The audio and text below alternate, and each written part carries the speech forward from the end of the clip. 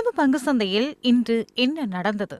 இன்று காலை கொடுக்கல் வாங்கல் ஆரம்பிக்கப்பட்டு 20 நிமிடங்களில் கொடுக்கல் வாங்கல்களை தற்காலிகமாக நிறுத்துவதற்கு நடவடிக்கை எடுக்கப்பட்டது.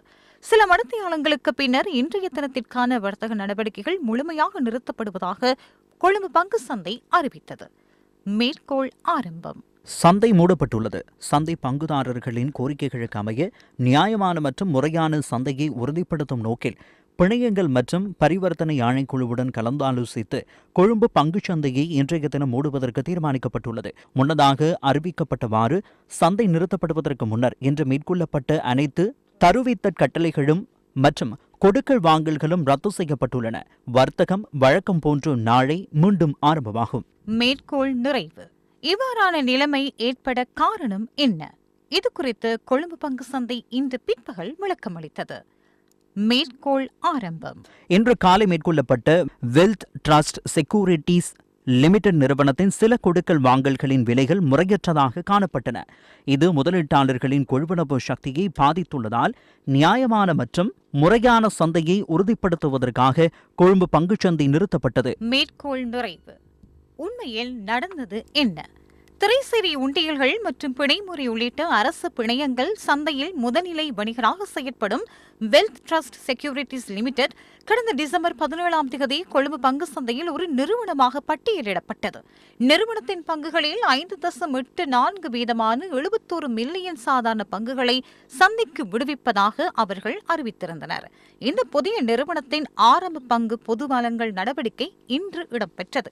இன்றைய கொடுக்கல் வாங்கல் ஆரம்பிக்கும் போது ஒரு பங்கின் விலை 7 ரூபாவாக அமைந்திருந்தது.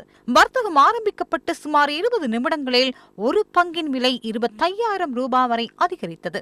இந்த அசாதாரண விலை அதிகரிப்பை அவதானித்த கொழும்பு பங்கு சந்தை கொடுக்கல் வாங்கல்களை நிறுத்தி இது தொடர்பான விசாரணைகளை ஆரம்பித்தது. Today we had the opening and the listing of a new company, Wealth Trust Securities. இன்று எமக்கு புதிதாக பட்டியலிடப்பட்ட நிறுவனம் ஒன்று இருந்தது. அதுவே வெல்த் ட்ரஸ்ட் செக்யூரிட்டிஸ். அவர்களின் ஆரம்ப பங்கு பொது வழங்கல் இன்று நடைபெறவிருந்தது. அவர்கள் பங்குகளை விற்பனை செய்ய நிர்ணயித்த விலை 7 ரூபாவாகும். துரதிருஷ்டவசமாக சந்தை நிறுத்தப்பட்டதும் சில முதலீட்டாளர்கள் மிக அதிக விலைக்கு இந்த பங்குகளை வாங்க தருவித்தற் கட்டளைகளை இட்டனர். சில கட்டளைகள் நம்ப முடியாத அளவுக்கு 25,000 ரூபாய் வரையில் சென்றன. பொதுவாக ஒரு பங்கு வெளியீட்டின் முதல் நாளில் விலை கட்டுப்பாடுகளை விதிப்பதில்லை. ஏனெனில் அப்போதே பங்கிற்கான உண்மையான கேள்வி விலையை கண்டறிய முடியும். ஒரு பங்குக்கான சரியான விலையை கண்டறிவதே இங்கு இடம்பெறுகின்றது.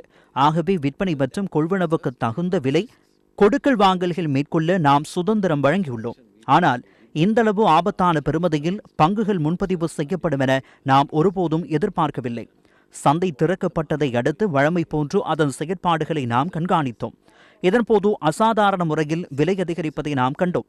நாம் உடனடியாக சந்தையை தற்காலிகமாக மூடி இந்த நிலைமை ஏற்படுவதற்கான காரணம் தொடர்பில் விசாரணை நடத்தினோம். அசாதாரண முறையில் விலை அதிகரிக்கப்படுவதன் மூலம் எவரேனும் ஒருவருக்கு அனுகூலம் கிடைக்கலாம். அந்த அனுகூலத்தை பயன்படுத்தி வேறு பங்குகளை கொள்வனவு செய்வதற்கான எளிமையும் அந்த முதலீட்டாளர்களுக்கு கிடைக்கலாம். நாம் இந்த நிலைமை முன்னோக்கி செல்வதற்கு இடமளித்தால் குறித்த முதலீட்டாளர் அசாதாரண கொள்வனவு ஊடாக ஏனைய முதலீட்டாளர்கள் தமது கொடுக்கல் வாங்கல்களை ஈடு செய்ய முடியாத நிலைமை உருவாகுவதற்கான வாய்ப்பு கிடைக்கும். இதன் மூலம் கொடுக்கல் வாங்கலை நிறைவேற்ற முடியாமல் போகும்.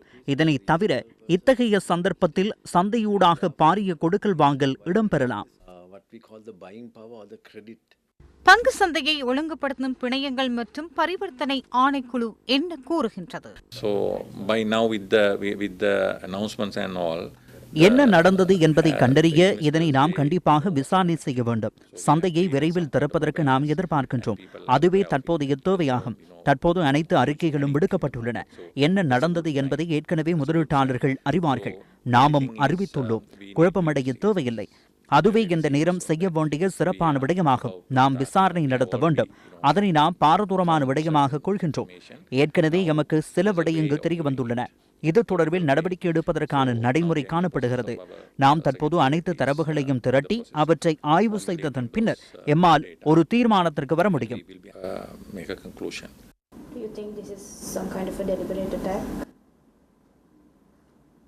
அது குறித்து இப்போதே ஒரு முடிவுக்கு வர முடியாது. வெல்த் ட்ரஸ்ட் செக்யூரிட்டிஸ் நிறுவனமும் இன்று பிற்பகல் அறிக்கையொன்றை வெளியிட்டது. சந்தைக்குள் உருவான ஒரு நிலைமை காரணமாகவே பங்கு சந்தையின் கொடுக்கல் வாங்கலை இடைநிறுத்துவதற்கு நேரிட்டதாக அந்த நிறுவனம் தெரிவித்துள்ளது. மாறாக இந்த பிரச்சினை நிறுவனம் அல்லது அதன் பங்குதாரர்களின் தலையீடு காரணமாக ஏற்பட்ட ஒரு நிலைமை அல்லவென அந்த அறிக்கையில் வலியுறுத்தப்பட்டுள்ளது. மேற்கோள் ஆரம்பம். இன்றைய தினத்திற்கு முன்னர் இந்த பங்குகளை வைத்திருந்த உரிமையாளர்கள் எவரும் பங்குகளை விற்பனை செய்யவில்லை என்பதை உறுதிப்படுத்துகின்றோம். இது நிறுவனத்தின் அடிப்படை வணிக நடவடிக்கைகளையோ அல்லது முன்னர் வெளியிடப்பட்ட தகவல்களையோ பாதிக்காது. இந்த சம்பவத்திற்கு அடிப்படையாக அமைந்த காரணங்கள் தொடர்பில் கொழும்பு பங்குச்சந்தையினால் விசாரணைகள் முன்னெடுக்கப்படுகின்றன. மீண்டும் கொடுக்கல் வாங்கலை ஆரம்பிப்பதற்கு தேவையான காலம் மற்றும் அதற்காக மேற்கொள்ள வேண்டிய நடவடிக்கைகளை அவர்களே அறிவிப்பார்கள். மூலதன சந்தை ஒழுங்குபடுத்தல் நிறுவனங்கள் இந்த சம்பவங்கள் தொடர்பில் விசாரணை மேற்கொண்டு இத்தகைய நிலைமை மீள ஏற்படாதிருப்பதற்கு நடவடிக்கை எடுக்க வேண்டுமென நாம் வேண்டுகோள் விடுக்கின்றோம். நிதி பிரதி அமைச்சர் இன்று பாராளுமன்றத்தில் இது தொடர்பில் தெளிவூட்டினார்.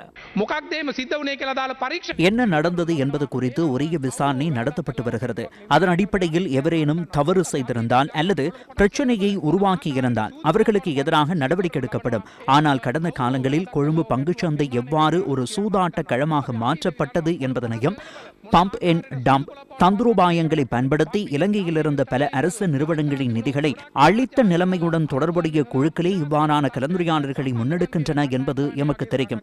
எனினும் முதலீட்டாளர்களுக்கு நாம் ஒரு விளக்கத்தை அளிக்கின்றோம். எந்த விதத்திலும் அச்சம் கொள்ள தேவையில்லை. தற்போது ஏற்பட்டுள்ள நிலைமையை ஆராய்ந்து எதிர்காலத்தில் உரிய நடவடிக்கைகளை மேற்கொள்வோம்.